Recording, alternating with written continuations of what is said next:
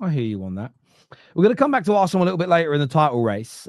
I think now is time, because we do have three of them here, to speak a little bit about the Tottenham. And we've all heard from Henry. We've heard him ranting about going into car parks, getting on his knees and fighting people. You guys ever watched Ted? You ever watched the first Ted movie? Yeah. You know the guy that Mark Wahlberg works in the car rental place with? It's that kind of vibe, right? I can't say what he says. I'll get cancelled because he'll tell a joke. You definitely would get cancelled. Met some guy and I woke up beaten up, but I feel like I'm in love. Like one of them ones, right? But George, loads of Spurs fans want Big Ange sacked. They want him gone. They want him out the football club. Others are standing by him. The reports today look very, very much to confirm that he isn't going to be leaving, that he looks like his position is still very strong. But you are sitting 15th. You are, 8 points away from the relegation zone and dropping fast. What's going wrong right now at Tottenham, and what can and should be done to resolve it, mate? Well, first of all, we're finished. Let's just get that out of the way. We're absolutely cooked. 15 is categorically the worst I've seen my club as a fan. Literally, I think we may have finished 11th or 12th, I think, in 2008 under Juande Ramos, but I don't think it was. I don't know. I didn't think it was that bad. Maybe I was a kid, so I didn't take it in as much. But now it's like it's really sinking in that we are absolutely dreadful, man. Like things aren't looking good. One thing I will say is I've been very consistent. I know I haven't been on for a while, but even my mind hasn't changed since the last time I did come on. And I think Ange is the right man for the job if the job is to give him the players to do that job. So I think at the moment Spurs are in a sort of a void of where not knowing what they actually want to do. And it's like, is this project youth? Is this project now? Are we going to perform? Or are you going to back the manager and give him what he wants? Because ultimately, everything, like I say, all the reports lead to the fact that the board's fine. Maybe they might not be happy, but they're not sacking him. They've not looked at any of the results and been far too worried. I think one of the reasons why is because there probably isn't no managers available out there. There's no one of a good enough quality that can really take this team to the next level, or at least lift the floor. I think someone could lift the floor of the team, but I don't think they push the ceiling any higher than Ange would. So I think they're just weighing up their options and evaluating the fact that I think Ange is probably still the right man to take the team forward, and the players still that they're staying that they're together. I mean, Pedro Porro quite clearly, even after the game, after the Everton game, everyone, when they walked over to the away fans, they're saying we're together, we're still here, it's all of us.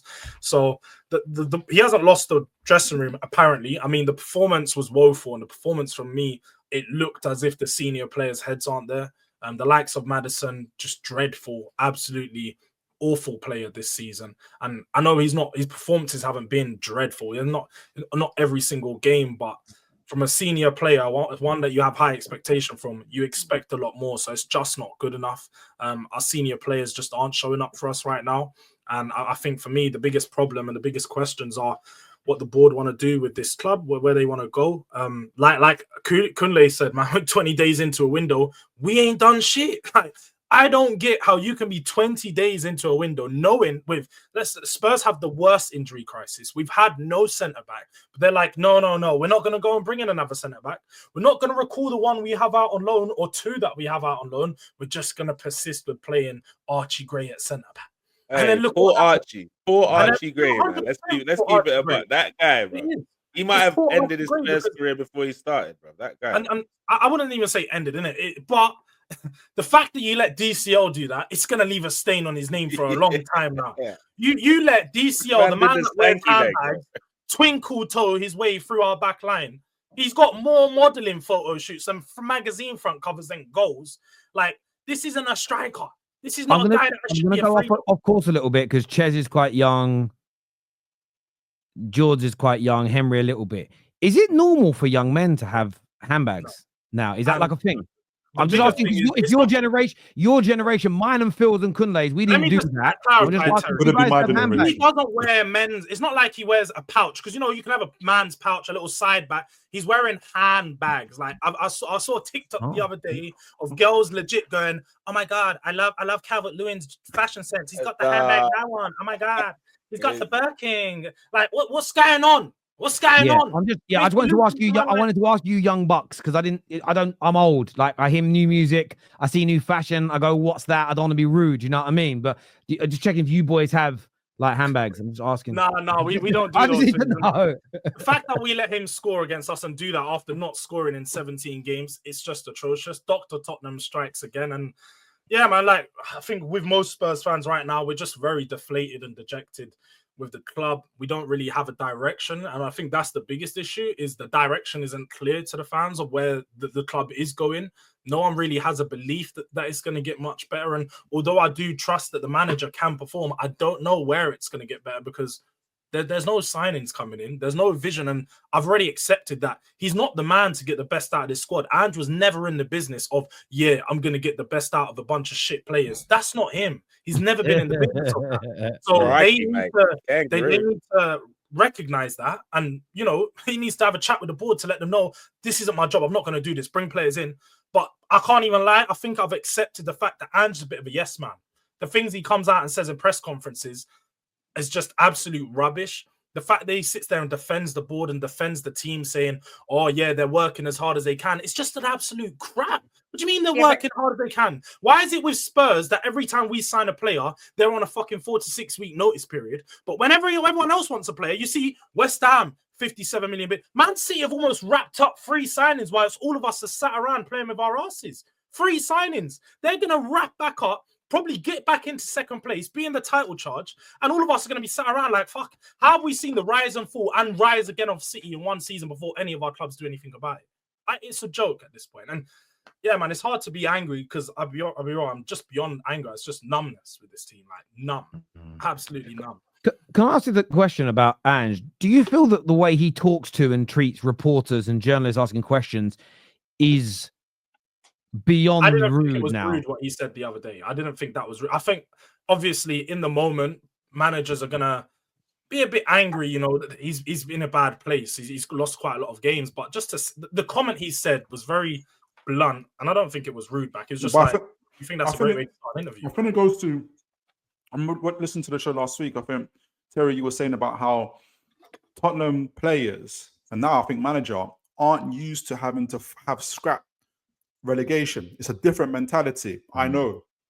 And for your manager to be doing that, he shouldn't do that. You have to be, even if he feels like that, and even if the report is rude, I think you got to show up. You got to still show have some decorum, man. You got to have decorum. You got to protect your club, because you look, if you're cracking, if that's what the manager's doing, imagine what the players like.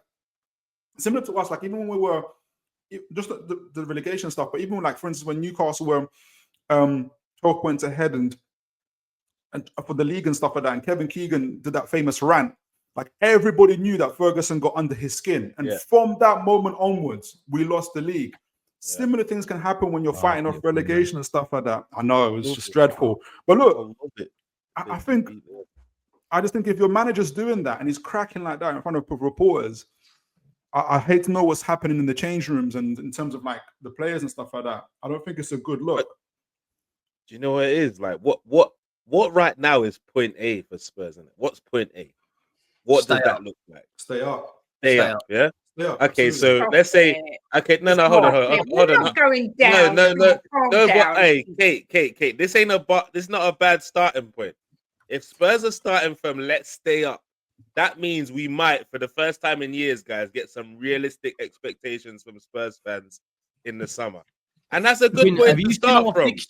And that's a good point to start from. I don't know if you guys agree. If it's staying up this season, then next season surely isn't getting into the top 10. No, I'll be honest. The aim here right now at this point of the season, get in the top 10. It's top 10. That's what, to be honest. You just let Everton score 3 goals past you, brother, in one half. That's insane. No, but let's be all right. No, I've said that's a sackable offense in itself. But let's be honest here. Spurs have both of their centre backs coming back. Do you know what? Yeah, stages of grief. Yeah, you're in denial. You're in denial. You need to. You're in denial. There's no denial. You know, I don't get when we look at, because I remember I've spoken with Arsenal fans today, and with Arsenal fans, it's like, oh, within a month or two, when we get Saka back, when we get Waneri back, when we get these players back, we're going to improve. This is the problem. Arsenal are always on your mind. That is the issue. I don't know why I went to Arsenal. When did Arsenal come into this talk conversation? My point is Arsenal fans, they're allowed grace and allowed to sit there and be like, when we get our players back, or for other teams, we're going to get better. But now with Spurs, when are we allowed that? We're not going to get better. I'm not saying whenever Arsenal George, let me ask you a question about it, George, though. There is a fundamental difference, though. Arsenal being criticised and rightfully so, but they sit second. You're 15th. I think there's a difference. There's a massive distinction between the two clubs right now. My point was simply that Arsenal are allowed that when they get the fact is they're looking at some of these results. We've never been allowed any grace. Let me finish. When you're looking at some of these results here, Aston Villa, Man United, a lot of people have said, oh, when we get Saka back, those results don't happen. Cool, fair enough. You have a better attacker in there. You think some people think that, rightly so. You have a better attack in there, those results don't happen. Cool, if you feel that. I know that with Spurs, without Archie Gray in the back line, without Dragusin in the back line, and you got Van de Ven and Romero coming in. And let's just clarify something. Van de Ven and Romero have only lost 3 games this season when we've played with them in the Premier League. We haven't lost that many games with them. That literally three quarters of the games we've lost have been without them. Yeah. So when they do come back, we will get better. Now, I'm not saying we're going to compete now. We're going to jump up into top 4, but the team will get better. We're going to win games. It's just natural. It's an easy way to look at it. But when are they coming back? George, when's the next game we'll win? Bro, that's... Do you know what? A big build-up. Honestly, I'm being no, it's not even that. I'm not shameless. I'm not going to sit here and say, "Oh, we can guarantee next week." Bro, do you know why you are shameless, George? Because you and I both know that if any Arsenal fan is to say when Saka gets back, they get killed, bro. They get killed on every single stream. It's not like one of them things that people accept. Oh yeah, everyone's accepting. When Saka comes back, Arsenal will be better. No one's hearing that, bro. Right, they're due back within the next 7 days. Like all of us. I get where you guys are coming from. Henry, Kate, you got Leicester next, then a pretty difficult run of games. I don't think anybody genuinely believes you're going to go down. When you look at Southampton, Ipswich, some of the other teams, they're just